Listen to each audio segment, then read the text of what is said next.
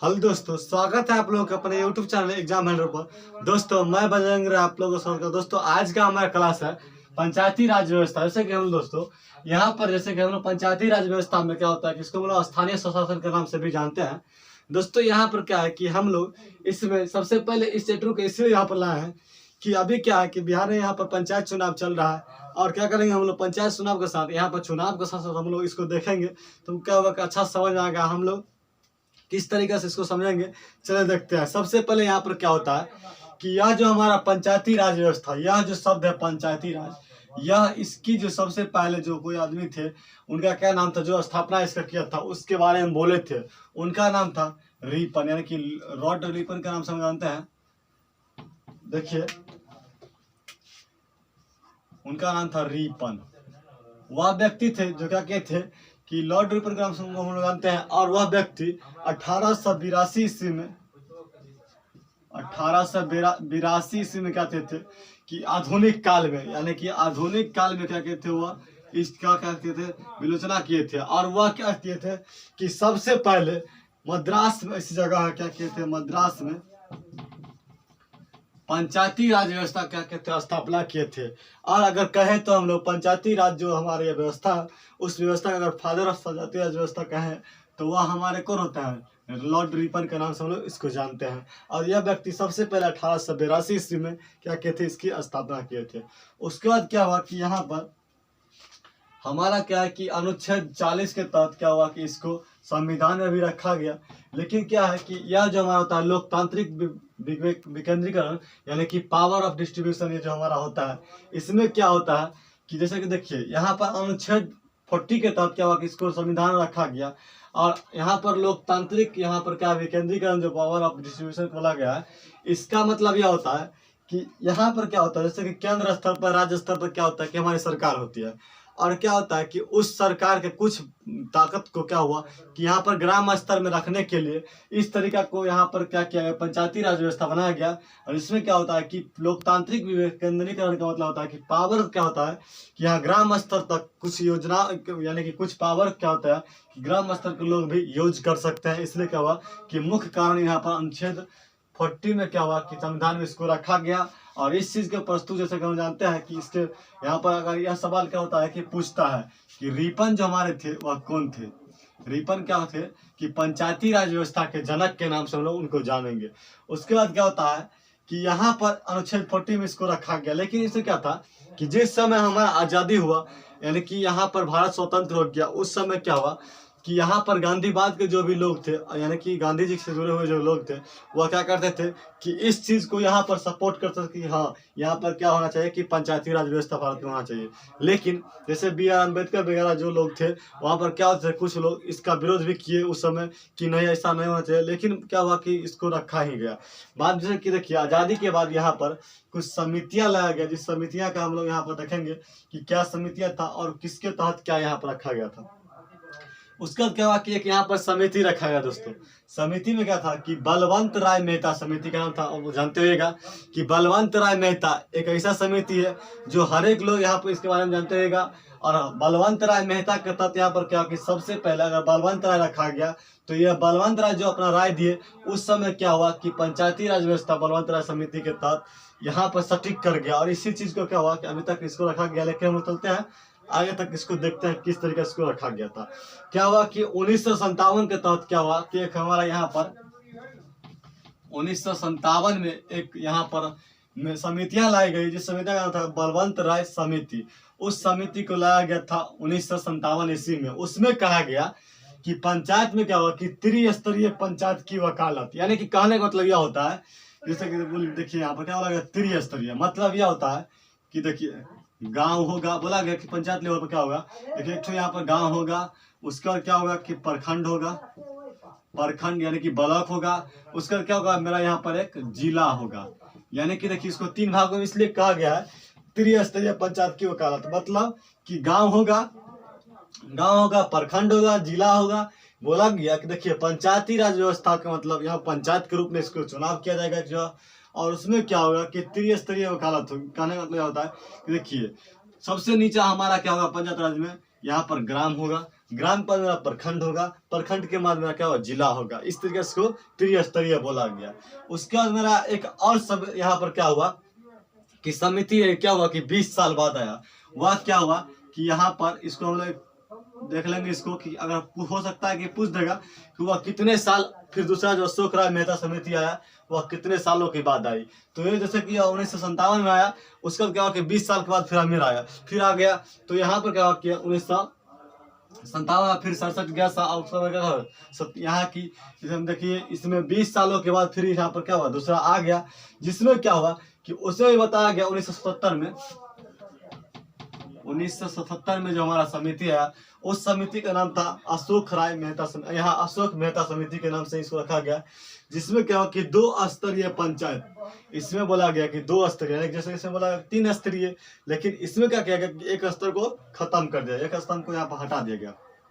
किस स्तंभ को हटा दिया गया उसको ध्यान रखेंगे। देखिए यहाँ पर क्या है कि इस यहाँ पर जो लाया गया अशोक राय मेहता समिति, इसमें कहने का मतलब यह हो गया, जैसे देखिए यहाँ क्या था, गांव था, प्रखंड था, जिला था, लेकिन इसमें क्या गया कि गांव को रखा गया 2 स्तरीय में, गांव और जिला, केवल 2 ही स्तर को यहाँ रखा गया, गांव को और जिला को। यहाँ से हटा दिया किसको, प्रखंड को, यानी कि ब्लॉक को यहाँ से हटा दिया गया। और क्या बोला गया कि जो हमारा यहाँ पर कि डायरेक्टली गांव होगा और उसका क्या जिला ही होगा, इसमें कोई नहीं होगा। ये बोले कौन, अशोक राय मेहता समिति।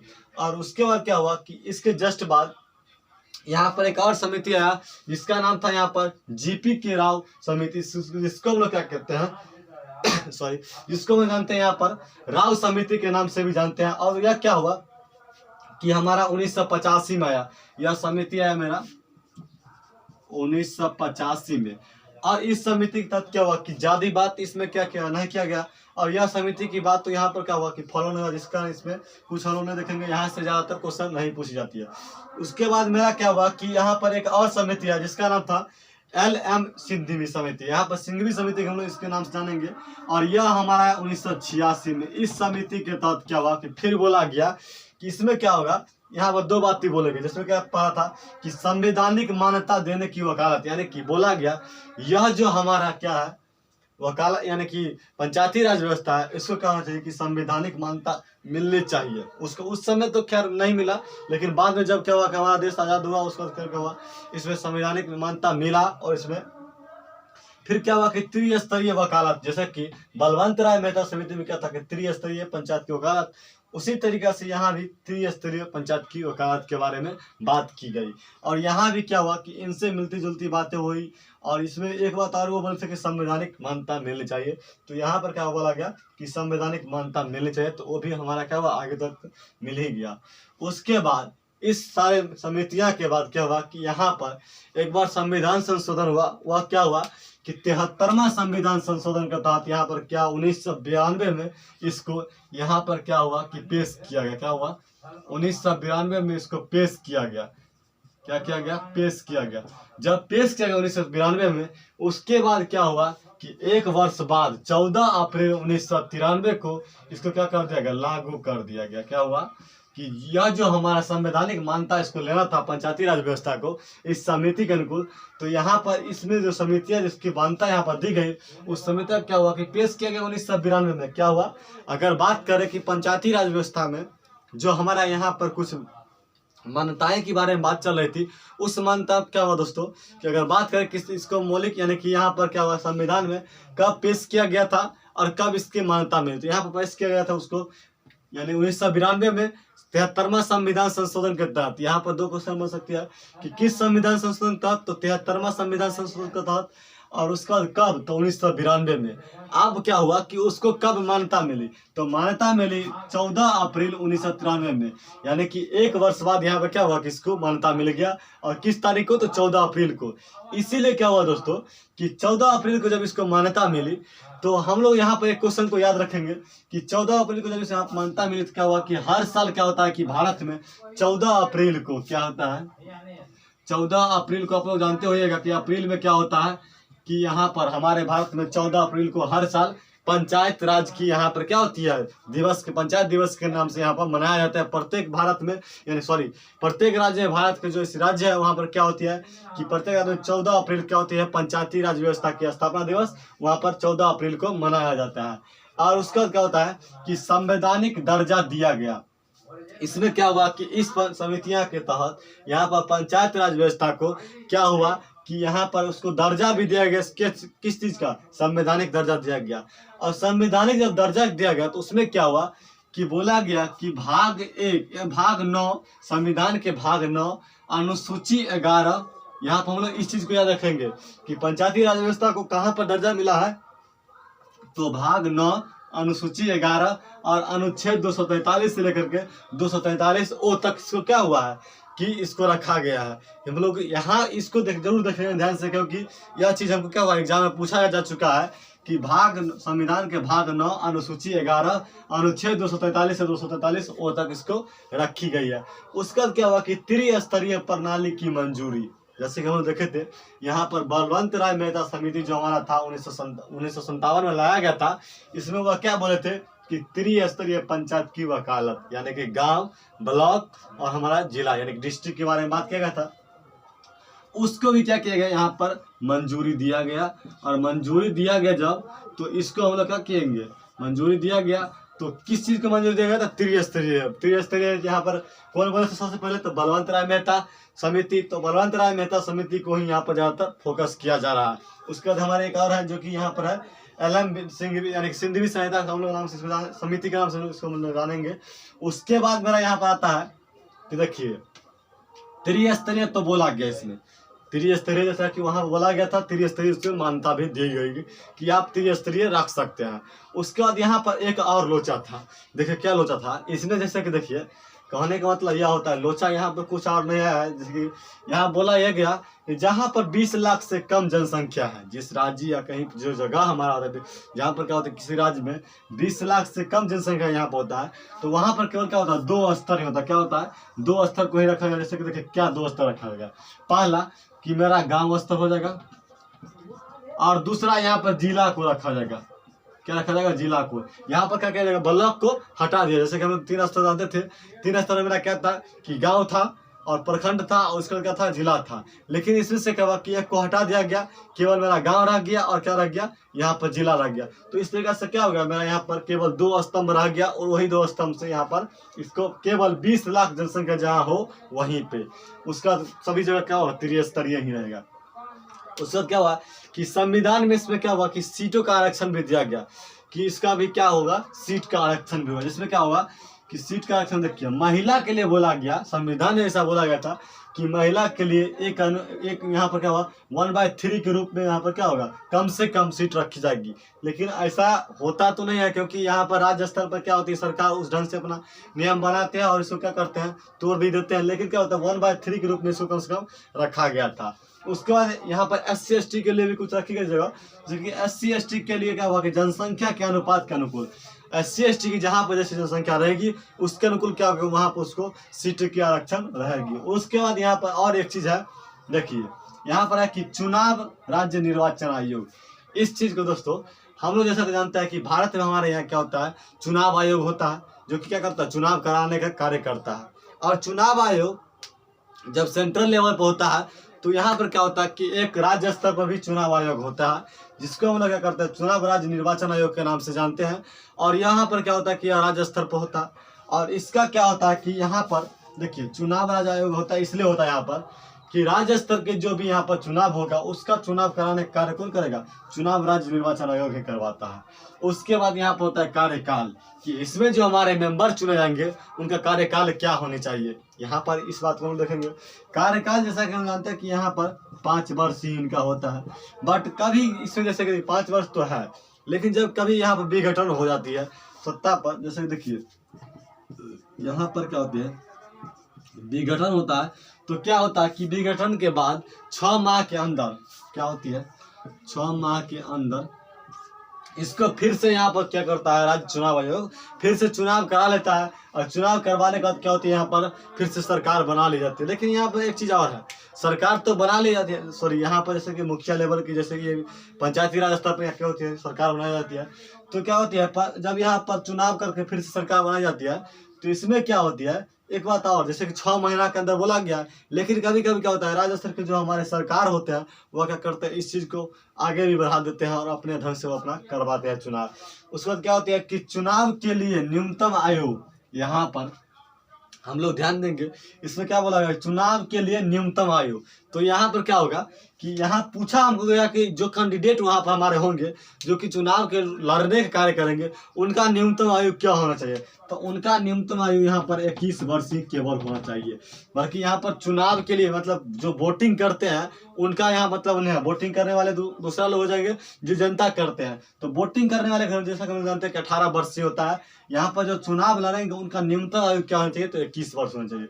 उसके बाद प्रत्येक 5 वर्ष पर राज्य वित्त आयोग का गठन, कहने का मतलब यह होता है जैसे कि देखिए वित्त आयोग हमारे यहाँ होता है, तो वित्त आयोग जैसे कि वित्त आयोग क्या करते हैं वहाँ यहाँ राज्य में जो होते हैं वित्त आयोग क्या करता है केंद्र स्तर से जो भी हमारा लेन देन होता है कैश का, वहाँ पर पैसा का जो भी लेन देन होता है उसको क्या करता है इसका सारा रिकॉर्ड क्या करते हैं वित्त आयोग रखते हैं राज्य स्तर पर।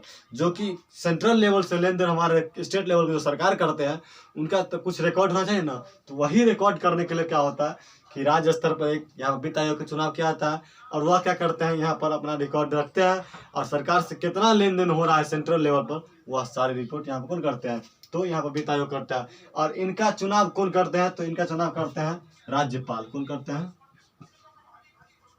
राज्यपाल। देखिए दोस्तों ये जो होते हैं प्रत्येक 5 वर्ष चुने जाते हैं और प्रत्येक 5 वर्ष पर चुने जाते हैं वित्त आयोग, इसका चुनाव करते हैं हमारे राज्यपाल। तो हम लोग इसको भी ध्यान रखेंगे। यहाँ पूछ सकता है कि यहाँ पर राज्य स्तर पर जो हमारे वित्त आयोग होते हैं उसका चुनाव कौन करते हैं, तो उनका चुनाव करते हैं राज्यपाल। तो राज्यपाल महोदय द्वारा इनका चुनाव किया जाता है। चलिए दोस्तों इसके बाद हम लोग इसमें कुछ और बातों को देखेंगे कि यहाँ पर किस तरीका से इसमें हमारा पंचायती राज व्यवस्था जो है उसका क्या संरचना है, संरचना हम लोग देखेंगे। चलिए देखते हैं संरचना के बारे में। अब यहाँ पर इसके संरचना को देखने के बाद हम लोग इस चैप्टर को दो इंट करेंगे। पंचायत की संरचना में देखेंगे कि इसका क्या संरचना होता है। इसको हम लोग 3 भागों में बांटेंगे। सबसे पहले यहाँ मेरा हो जाएंगे मुखिया, यानी ग्राम पंचायत के जो हमारे हेड होते हैं वह कौन होते हैं, वह हमारा होता है कौन, मुखिया। मुखिया को हम लोग ग्राम पंचायत के हेड मानते हैं।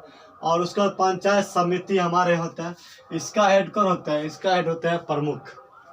प्रमुख होते कौन होता है, प्रमुख का भी एक यहाँ पर क्या होता है कि सहायक होता है, जिसको हम लोग क्या करते हैं उप प्रमुख के रूप में देखते हैं। उसका मेरा यहाँ पर होता है जिला पार्षद, इसका हेड होता है अध्यक्ष। अध्यक्ष इसका हेड कौन होता है, अध्यक्ष। अब देखिए यहाँ पर क्या है कि ग्राम पंचायत का हेड हमारा कौन हो गया, मुखिया हो गया। पंचायत समिति का हेड हो गया प्रमुख। प्रमुख का सहायक होता है उप प्रमुख, उसका होता है जिला पार्षद। जिला पार्षद जो हमारा होता है वह क्या होता है, उसका जो हेड हमारा होता है वह होता है अध्यक्ष। देखिए दोस्तों यहाँ पर क्या होता है कि ये जो हमारे मुखिया होते हैं इसका क्या होता है, यह क्या होता है कि प्रत्यक्ष रूप से चुने जाते हैं। क्या होता है कि प्रत्यक्ष रूप से चुने जाते हैं। और यहाँ पर जैसे कि हम लोग जानते हैं कि प्रत्यक्ष चुनाव और अप्रत्यक्ष चुनाव के बारे में।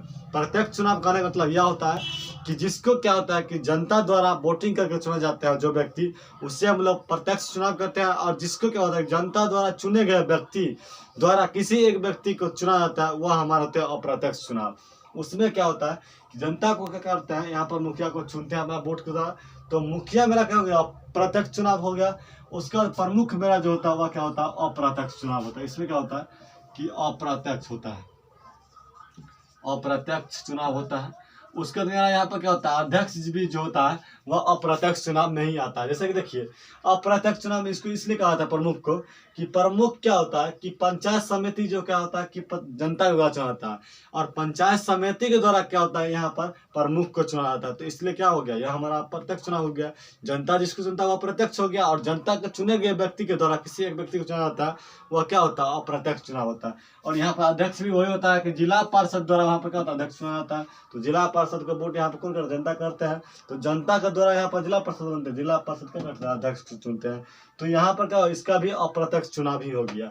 उसके बाद देखिए यहाँ पर मुखिया जो हमारा होता है उसका कुछ कार्य देखिए क्या होता है। उसका जो कार्य होता है वह होता है ग्राम स्तर पर विकासात्मक जो कार्य हमारा होता है उसका रणनीति बना। यानी कहने का मतलब यह होता है, जैसे कि देखिए ग्राम स्तर में क्या होता है कि कोई कार्य जैसे होता है जो कि विकास का कार्य होता है, किसी प्रकार का जैसे कोई योजना आती है या फिर किसी तरह का किसी रोड का हो गया, किसी और अन्य तरह का जो भी हमारी योजनाएं होती है विकास के कार्य में, उस कार्य को क्या करता है कि पूरा करने का काम करते हैं हमारे कौन, मुखिया, और उसका रणनीति बनाते हैं मुखिया। उसका क्या होता है कि यहाँ पर ग्राम पंचायत स्तर पर एक और व्यक्ति होते हैं जिनका नाम होता है कौन, सरपंच। यानी कि सरपंच जो हमारे क्या होता है कि वह क्या क्या करते हैं, वहाँ पर पंचायत वगैरह का कार्य करते हैं, पंचायती वगैरह क्या करते हैं, कार्य करते हैं। उसमें क्या होता है कि यहाँ पर फौजदारी भी होता है, दीवानगी भी होता है। मतलब यह होता है कि यहाँ पर हम लोग फौजदारी और दीवानगी का मतलब यहाँ पर दूसरा कुछ नहीं लेंगे। यहाँ पर कहने का मतलब यह होता है यहाँ पर कोई आशिकी दीवानगी वाली बात नहीं है। मतलब यही है कि देखिए फौजदारी का मतलब होता है जैसे कि सजा वगैरह के जो भी हमारे केसेज होती है, कुछ सजा सुजा देना कि तुमको इतना दिन की ये करना पड़ेगा, गांव छोड़ के जाना पड़ेगा, कुछ ऐसी सजा जो होती है, या फिर जैसे कि उठक बैठक बहुत सारा यहाँ पर क्या होती है कि सजाएं होती है, वह सजा सुनाने का भी कार्य यहाँ पर क्या होती है कि सरपंच महोदय कर सकते हैं। कुछ मामलों तक ही, सभी मामलों पर यहाँ पर अपना हस्तक्षेप ही नहीं करेंगे। अगर ज़्यादा कुछ कठिन मामला आता है उसे न्यायालय में ही जाना पड़ता है। उसका दीवानगी मामले का मतलब यह होता है, जैसे कि देखिए यहाँ पर दंड कहने का मतलब यह होता है यहाँ पर कुछ दंड की जो कार्य होती है, जैसे दंड का कार्य होता है, दंड कहने का मतलब होता है यहाँ पर छोटा अमाउंट, दंड में भी यहाँ होगा 10,000 तक ही, 10,000 तक। कहने मतलब होता है कि मान लीजिए कोई यहाँ पर पंचायत वगैरह होता है, उसमें क्या होता है किसी व्यक्ति को जो हमारे दोषी होते हैं उसको क्या होता है, अगर दंड की बात करें तो यहाँ पर दंड भी सरपंच महोदय कर सकते हैं, लेकिन कहते हैं दंड 10,000 के अंदर ही वह दंड कर सकते हैं, इससे ज़्यादा नहीं कर सकते हैं। यहाँ करने के लिए लोग अधिक भी कर देता है, लेकिन यहाँ पर जो संविधान में इसकी मान्यता दी गई वह दिया गया था 10,000 ही। यहाँ सुनाने के लिए तो लोग कितना सुना देते हैं, लेकिन यहाँ पर केवल 10,000 ही बोली गई थी। उसके बाद यहाँ पर और मेरा एक व्यक्ति होते हैं जो क्या होती है कि इससे नीचे आते हैं और वो हमारे होते हैं वार्ड सदस्य, जिसे हम लोग वार्ड मेंबर के नाम से भी जानते हैं। वह व्यक्ति क्या होते हैं कि यहाँ पर मुखिया से जुड़े हुए व्यक्ति होते हैं, और मुखिया को यानी कि अनेक वार्ड में जो बटा होता है हमारा पंचायत, उस पंचायत में क्या कार्य चल रहा है, कहाँ पर किस चीज़ की आवश्यकता है, उसका सारा कार्य कौन करते हैं, हमारे वार्ड सदस्य करते हैं। और वह क्या करते हैं, मुखिया को जाकर के इसकी सूचना देते हैं। वार्ड सदस्य के बारे में यहाँ पर कोई बातें नहीं की जाती है एग्जाम में, इसलिए हम लोग यहाँ पर इसको विशेष रूप में नहीं देखेंगे। और वार्ड सदस्य क्या करते हैं तो देखते करते हैं सभी लोग। उसके बाद क्या है कि यहाँ पर हमारे आते हैं पंचायत की जो पंचायत समिति होते हैं उनके बारे में। तो हम लोग इनके बारे में देखेंगे। जो कार्य होता है वह ग्राम पंचायत के वार्षिक योजनाओं का पर विचार विमर्श तथा योजनाओं को जिला पार्षद तक पहुंचाना। मतलब यह होता है कि यहाँ पर जो पंचायत स्तर पर हमारे योजना आती है उस योजना पर क्या होती है कि विचार विमर्श करते हैं मुखिया से, यानी कि दोनों क्या करते हैं आपस में विचार करके, और यहाँ पर प्रमुख जो हमारे होते हैं उस सारे लोग क्या करते हैं मिल करके विचार करते हैं। और विचार करने का क्या होती है कि उस योजना को यहाँ पर कार्य करवाते हैं, और क्या करते हैं उस योजना को जिला स्तर तक जो कमियाँ आती है उसको पहुँचाने का कार्य करते हैं कौन, हमारे प्रमुख महोदय। यहाँ पंचायत समिति यानी कि प्रमुख महोदय ही करते हैं। उसके बाद यहाँ पर जिला स्तर पर हमारे होते हैं अध्यक्ष। अध्यक्ष के बारे में हम लोग देखेंगे। अध्यक्ष जो हमारे होते हैं यह क्या करते हैं, सर्वेक्षण और समन्वय के कार्य करते हैं। मतलब जो हमारे यहाँ पंचायत स्तर पर नीचे जो कार्य होता है उस कार्य को सही ढंग से किया जाता है या नहीं किया जाता है उसके बारे में अपना देखभाल रखते हैं, और उसको आगे बढ़ाने का कार्य भी हमारे कौन करते हैं, जिला परिषद के अध्यक्ष जो हमारे होते हैं वही करते हैं। तो दोस्तों आज के क्लास में हम लोग देखें पंचायती राज व्यवस्था को, यानी कि यहाँ पर स्थानीय स्वशासन को, इसमें हम लोग बेहतर ढंग से देखे हैं। और इसमें क्या होता है कि अधिक से अधिक क्वेश्चन बनता है, हम लोग इसको देखेंगे। और हमारे यहाँ भी बिहार से जानते हैं कि चुनाव भी चल रही है, तो चुनाव में हम लोग यहाँ पे इसको ध्यान से देखेंगे और अच्छा समझेंगे। एक चीज़ यहाँ पर हम लोग देखेंगे दोस्तों, हम वहाँ बताना भूल गए थे, जैसे कि देखे थे कि सीटों के आरक्षण में कि क्या हुआ था कि आरक्षण दिया गया था उस समय कि महिला के लिए 1/3 कितना दिया गया था, 1/3। मगर जब इस समय 1/3 कर दिया गया तो सबसे पहले क्या हुआ कि इसको यहाँ पर बिहार जो राज्य है वहाँ पर क्या हुआ कि बिहार में इसको 50% सबसे पहले करने वाला अगर कोई राज्य था महिला के लिए, तो आरक्षण दिया गया बिहार में सबसे पहले 50%। तो 50% में सबसे पहले मिला यहाँ पर बिहार में। और यह जो हमारा यहाँ पर जो पंचायती राज व्यवस्था की स्थापना किया गया था दोस्तों, वह हमारा हुआ था सबसे पहले राजस्थान में। और राजस्थान में किया गया था, और उस समय क्या हुआ था कि वहाँ पर यहाँ पर सबसे पहले राजस्थान में पंचायती राज व्यवस्था को, भारत में आज़ादी के बाद राजस्थान में क्या हुआ कि यहाँ पर इसका स्थापना सबसे पहले किया गया था। तो हम लोग इसको अच्छा से देख चुके हैं।